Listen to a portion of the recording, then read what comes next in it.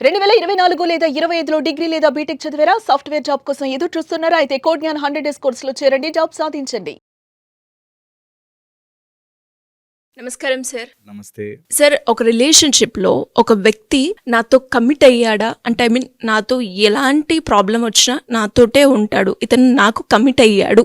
Commitment ఉంది ఇతనికి రిలేషన్‌షిప్‌లో అనేది ఎలా తెలుసుకోవచ్చు? అండ్ దాంతో పాటు కొంతమందికి అసలు తెలీదు. ఇది ఇంట్రెస్ట్ అతను నా మీద చూపించింది, లేదంటే ఇతను నాతో కమిట్మెంట్‌తో ఉంటున్నాడా అనేది ఎలా తెలుసుకోవచ్చు అంటారు? డిఫరెన్స్ ఏంటి? ఫస్ట్ వచ్చేసి సూపర్ఫిషియల్ అటాచ్మెంట్ ఉంటుంది వాళ్ళకి.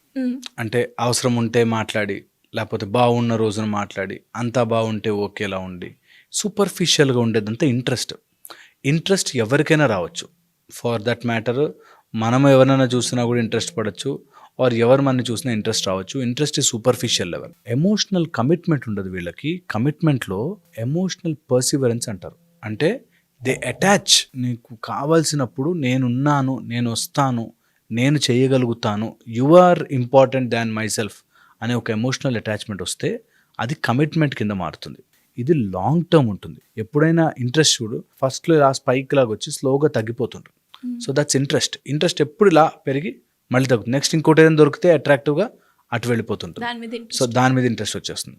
సో ఇంట్రెస్ట్ లాంగ్ టర్మ్ ఉండదు, కమిట్మెంట్ లాంగ్ టర్మ్ ఉంటుంది. ఓకే, ఇంట్రెస్ట్ ఉన్నవాడు నీ ఓన్లీ లైక్స్, పాజిటివ్సే వెతుకుతాడు. కమిట్మెంట్ ఉన్నవాడు పాజిటివ్ ఆర్ నెగిటివ్ నీతో ఉంటాడు. They will like both, whatever is plus or minus. ఇంట్రెస్టే ఉన్నవాళ్ళు నీ పాజిటివ్స్ని నీకు చెప్పి నిన్ను ఎంతసేపు కావాలంటే అంతసేపు నీతో ఉండి తర్వాత నెగిటివ్స్ని ఎక్కువ ఎత్తి చూపించడం చేస్తుంటారు. వేరాజ్ కమిట్మెంట్లో ఉన్నవాళ్ళు నీకు పాజిటివ్ లేదు, నెగిటివ్ లేదు, అన్నిటినీ సమానంగా చూస్తారు అండ్ అన్నిటినీ నేను బెటర్ చేయడానికి ట్రై చేస్తారు. ఇది చాలా ఇంపార్టెంట్. అండ్ ఇంట్రెస్ట్ ఉన్నవాడు ఇంతకు ముందే చాలా స్టోరీలు జరిగి ఉంటాయి. అలాంటి వాడే ఎవరైనా నాకు చాలామంది వచ్చినప్పుడు చెప్తుంటారు, నేను ఫస్ట్ కలిసినప్పుడు అండి ఎవరో మోసం చేశారు, ఆ మోసమైన స్టోరీ నేను వినేసరికి నేను కరిగిపోయాను, ఈయన ఇంత మంచివాడు, ఈయన ఎలా మోసం చేశారని నేను ట్రాప్ అయ్యానని. సో ఎవరైతే ఇంట్రెస్ట్ బ్యాచ్ ఉంటారో వీళ్ళు వాడికి ఇంతకుముందు జరిగిన స్టోరీ ఒక ఏడుపు మోడ్లో చెప్తాడు మనకి. ఇది గ్యారంటీ గుర్తుపెట్టుకోవాలి ప్రతి అమ్మాయి ఆర్ అబ్బాయి. గుర్తుపెట్టుకోవాల్సి అంటే నాకు ఇంత కష్టం ఉండి నేను ఇంత మంచివాడిని, నన్ను వాళ్ళెవరో ఇలా మోసం చేశారు అని ఒక స్టోరీ చెప్తాడు, కంపల్సరీ చెప్తాడు. సో ఎవరైనా మీకు అలాంటి స్టోరీ చెప్తున్నారంటే వాడు తప్పు. ఒక లేడీ నా దగ్గరకు వచ్చింది, ఆమెకు మ్యారేజ్ అయ్యి హస్బెండ్ లేడు అండ్ 9 years పాప ఉంది. ఎవరో ఒకతను ఆమె లైఫ్లోకి వచ్చాడు.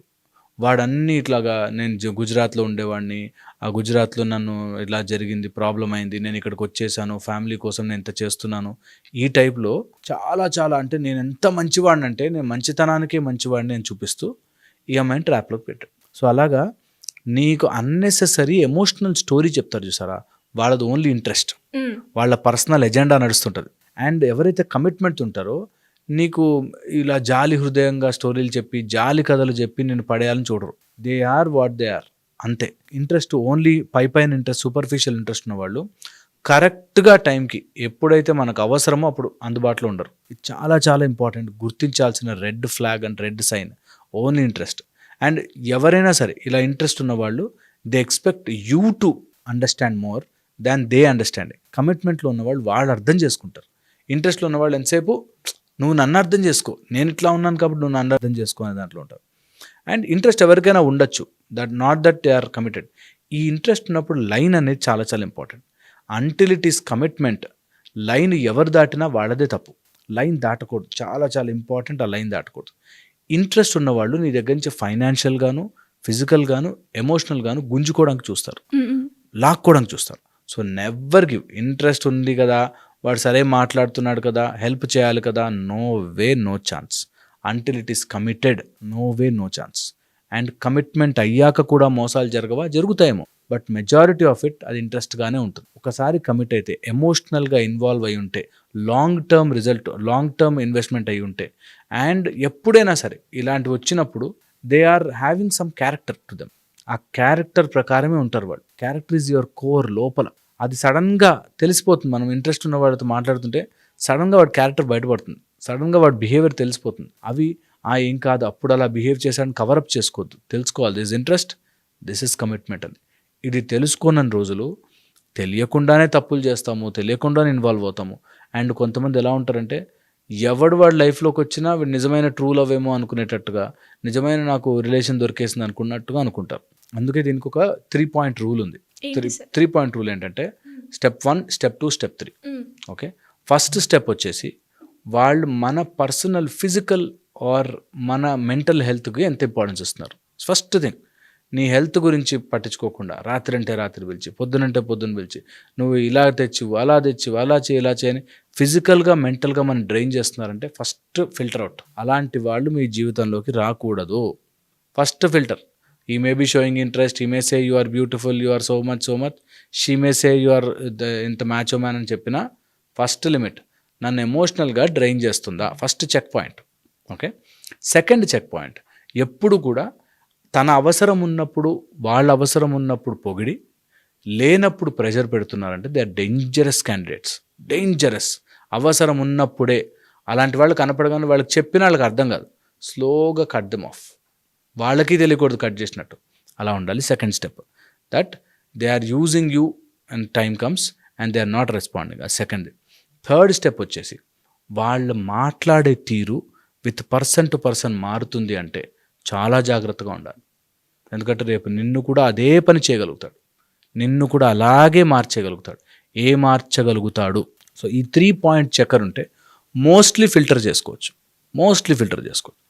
అండ్ ఎవరైతే ఫ్యామిలీకి ఇంపార్టెన్స్ ఇస్తున్నారో వాళ్ళు జనరల్లీ మీకు కూడా ఇంపార్టెన్స్ ఇస్తారు. ఎవరైతే అతిగా ఫ్యామిలీయే ఇంపార్టెంట్ అంటున్నారో వాళ్ళు జనరల్లీ మీకు ఇవ్వకపోవచ్చు. ఇది బండలెక్క రూల్. సో ఇవి తెలుసుకుని నువ్వు అలా ఉండగలను అనుకుంటేనే కమిట్మెంట్లోకి మారాలి. లేకపోతే keep it as an interest. ఏవో కొన్ని బ్యూటిఫుల్ మూమెంట్స్ ఉంటాయి లైఫ్లో, ఆ బ్యూటిఫుల్ మూమెంట్లో ఒక క్రష్ లాగా, ఒక ఇంట్రెస్ట్ లాగా, అరే భలే ఉన్నాడు, అరే భలే ఉంది, అంతవరకు ఆపేసేయాలి. ఎప్పుడు దాన్ని ప్రొసీడ్ చేసి దాన్ని ఎమోషనల్గా బాధలాగా మార్చుకుని, ట్రామాలా మార్చుకుని, అది ఎప్పటికీ మన మైండ్లో ఉండిపెట్టేట్టుగా చేయొద్దు. వీటన్నిటిలోకి ఇంట్రెస్ట్ టు కమిట్మెంట్ మారే ముందు ఎక్స్పెక్టేషన్స్ ఒకటి వస్తాయి. ఈ ఎక్స్పెక్టేషన్ని కంట్రోల్లో పెట్టుకోవాలి. If you expect too much you will disappoint too much. అందుకని ఎక్స్పెక్టేషన్ తక్కువ ఉంచుకోవాలి. ఎంత కంట్రోల్ ఉంటే అంత మంచిది. దీనికే వీటన్నిటికీ మేము చెప్తాము, స్టమక్లో స్పిండిల్ సెల్స్ అని ఉంటాయి which connect your brain also. Okay, insula అని మన బ్రెయిన్ లోపల ఒక పార్ట్ వేర్ ఇట్ కనెక్ట్స్. అందుకే గట్ ఫీలింగ్ అంటాం చూసారా, ఆ ఫీలింగ్ చెప్తుంది దిస్ ఈజ్ రియల్ కమిట్మెంట్ కాదు. దాన్ని ట్రైన్ చేసుకోవాలి. కొంతమందికి అన్ని గట్ ఫీలింగ్, ఎవడు కనిపించినా గట్ ఫీలింగ్ చెప్పింది అన్నట్టుకుంటాం. దాన్ని ట్రైన్ చేసుకుంటే ఎగ్జాక్ట్లీ తెలుస్తుంది మనకి ఇది రైట్ పర్సనా కాదా, రైట్ రిలేషనా కాదా అని తెలుస్తుంది. దాన్ని చేసుకోవడానికి there are practices, meditations, there are breathing techniques, methods ఉన్నాయి where you know okay this is the right vibe, right person. లేదనుకుంటే అనవసరంగా కమిట్ అయ్యాం అనుకుని ఆ ఇంట్రెస్ట్ని కాస్త డ్యామేజ్ చేసుకున్నాడు. చాలా ఇబ్బందులు పడతారు, చాలా ఫేస్ చేస్తారు లైఫ్లో. So you should be very careful. డెఫినెట్గా sir. Thank you so much. Suman టీవీలో మీ పర్సనల్ అండ్ బిజినెస్ ప్రమోషన్స్ కోసం కింది నెంబర్కి కాంటాక్ట్ చేయండి.